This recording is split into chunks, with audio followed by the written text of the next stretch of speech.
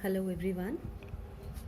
So this is your maths teacher Shilpi Singh, and today we will be starting with the maths topic, and we'll start with rational numbers.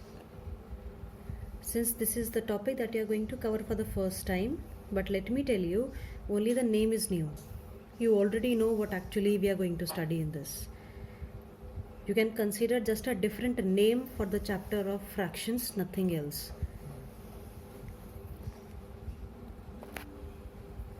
So let's see what actually a rational number is. Numbers that can be expressed in the form of a fraction. Or you can say that either it can be expressed in the form of P upon Q, where P is a numerator and Q is a denominator. Or in simple words, we can just categorize this as numbers that can be expressed in the form of a fraction. Now, what actually varieties of numbers can be said that they are rational?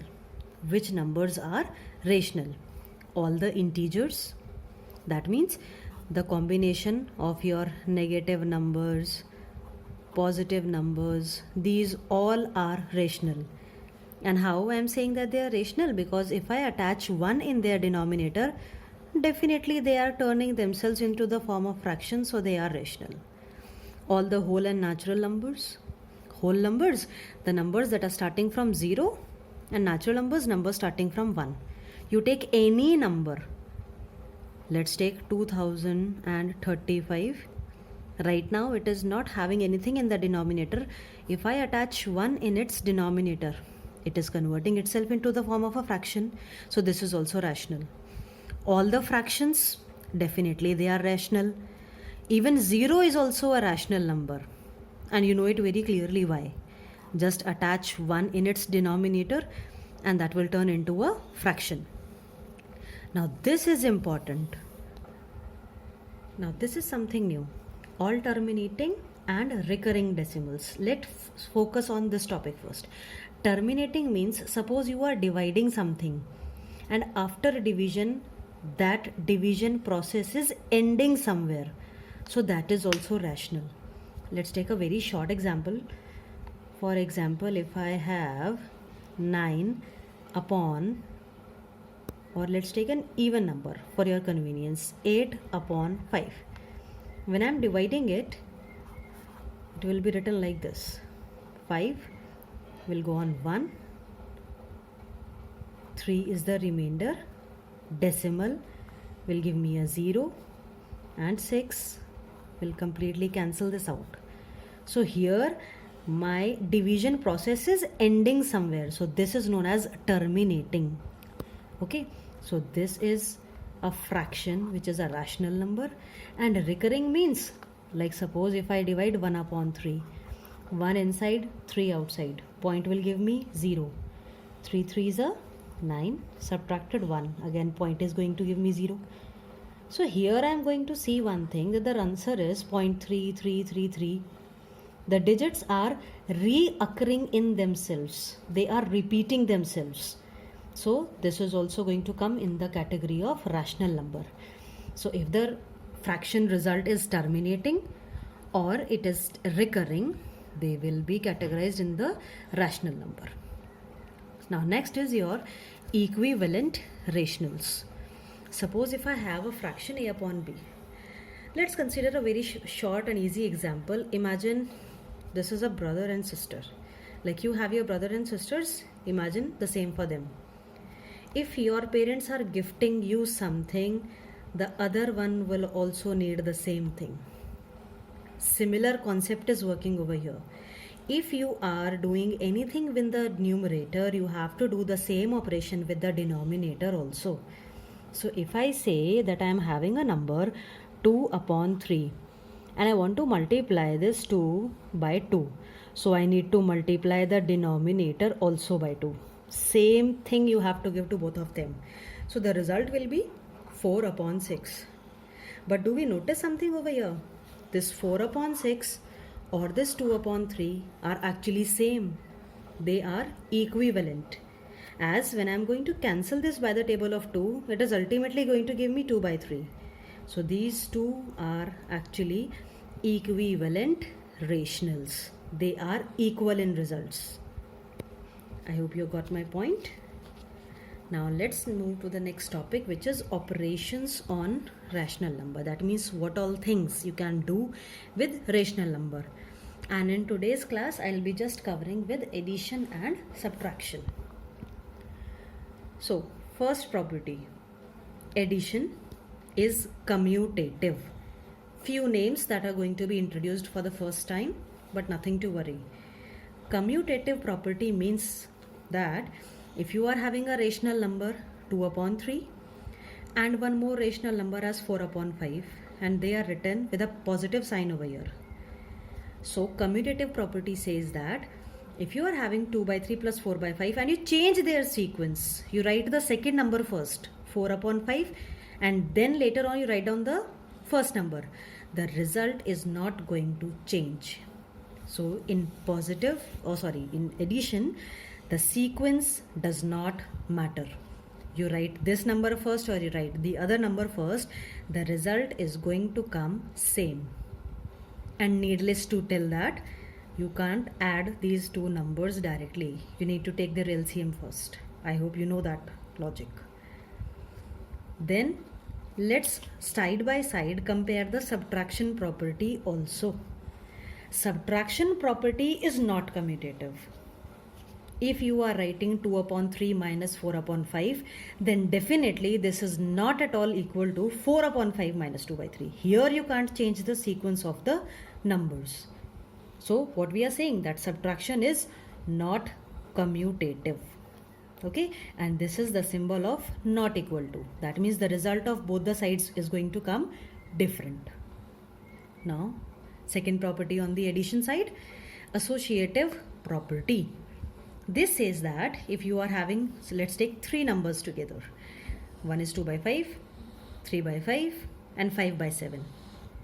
If you are arranging these two numbers in a bracket, so as the BODMAS rule says, we are going to solve the bracket first, then whatever will be the result, we are going to add it with 2 by 5. But addition says that if you are going to apply the bracket on the first two terms and later on you will the result will be added to 5 by 7, it's going to come same. So if the terms are there with positive signs, the bracket placement is not going to change the answer. Whereas in subtraction, if it is written like this, 2 by 5 minus two numbers again written in subtraction, here you can't change the bracket anyhow.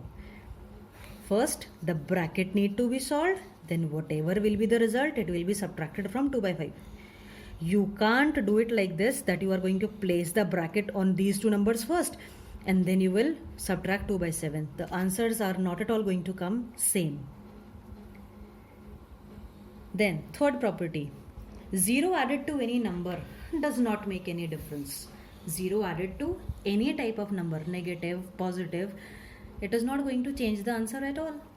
Whereas subtraction also, if you are going to subtract 0 from any number, then the answer is also going to remain unaffected. Okay. Then is your last topic, which is additive inverse, which says that if suppose you are having number, let me take one example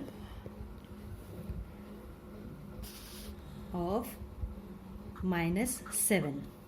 This is one number and I am saying that you have to add something in this number so that the result comes 0. Add such a number with the given number so that the result becomes 0. If my number is minus 7 and I add 7 in this, then obviously the result will come 0. So 7 is known as the additive inverse, a number which when added to the given number, the whole result becomes 0. Let's take one more example. If suppose I have 5 upon 12, I am asking that what should I add in this number so that the result becomes 0? Definitely the same number with a negative sign. So my answer will be minus 5 upon 12. We will be covering this topic in exercise part also. There you will be getting a clear view of this. Okay students, so now let's take few examples. Before we start with the examples, let me tell you a very small technique which can confuse you if you don't pay attention. If in the book you see a number minus 7 by 24 or 7 upon 24 with a negative sign written outside it, or 7 upon minus 24, please don't get confused. Actually beta, these all are same. Okay, a negative number written anywhere, either you give it to a denominator or numerator, or you write it in front of that fraction. Actually all these things are same, so no need to get confused with that. Okay, if a number is written like this and it is confusing you, better shift that sign with the numerator so that it is easy for you and convenient for you to understand. Let's take one example now. Here I have taken one question from your exercise. Add 3 upon 16 and minus 7 upon 24. So these were the two numbers that I have to add. So what I did, you know that addition and subtraction is not possible until and unless the denominators are same. So what I did, I took the LCM of 16 and 24 and that came 48. So I have written 48 in the denominator of here and in the denominator of 24 also. Logic says when 16 is becoming 48, so you need to multiply with that same number to the numerator also. 16 3s are 48, so 3 3s are 9. Let's move to the right hand side now. 24 is becoming 48, so that means I multiplied this number by 2. So similarly you need to give that to numerator also. 7 2s are 14. Don't change the sign, it was a negative number, so it will stay like that. Now question was to add both of them, so I have written plus and in bracket I have written, because in maths you can't write two signs together. I cannot write this thing. You need to place your negative number within a bracket. That's what I did over here. Then plus and minus, when these are in the product form, you know that the rule says negative will be placed. So 9 upon 48 minus 14 upon 48. Now you can do the subtraction easily because the denominators are same. So 48 as it is and 9 minus 14 minus 5, which is your final answer. Now one more question we have. Now for the first time, now you will be having the questions of verification. That means you have to prove something. Verify the commutative law of addition. Okay, just now we had a discussion that what actually the commutative law is. So I have taken one more example again from your book. These were the two numbers given, minus 5 by 7 and 3 by 4.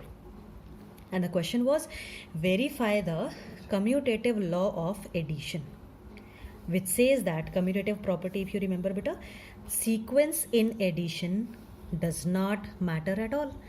That means if these are the two numbers with me and I have written minus 5 by 7 plus 3 by 4, or if I write down 3 by 4 plus and later on I write down the first number, so it is not going to affect.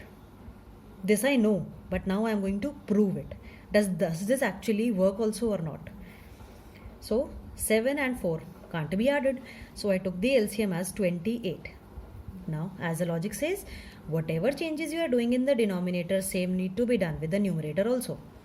7 4s are 28, so 5 4s are 20. It was negative, so this is also negative. 4 7s are 28, so 3 7s are 21. Positive 21 and minus 20 will result in 1 upon 28. My left hand side part of the question is solved and I am getting the answer 1 upon 28. Now let's see if I change the sequence of the numbers. This time I have written 3 by 4 first, plus sign, and later on the second number that was given to me. Same logic applies. LCM of 4 and 7, 28. 4 7s are 28, so 3 7s are 21. 7 4s are 28, so 5 4s are minus 20. So 21 minus 20 again results in 1 upon 28. Now here you can clearly see that even when I am changing the sequence of the numbers, how I was adding them, the result is coming same. 1 upon 28 when I am writing this number first, and when I am writing 3 by 4 first, still the answer is coming same. So I have written over here verified.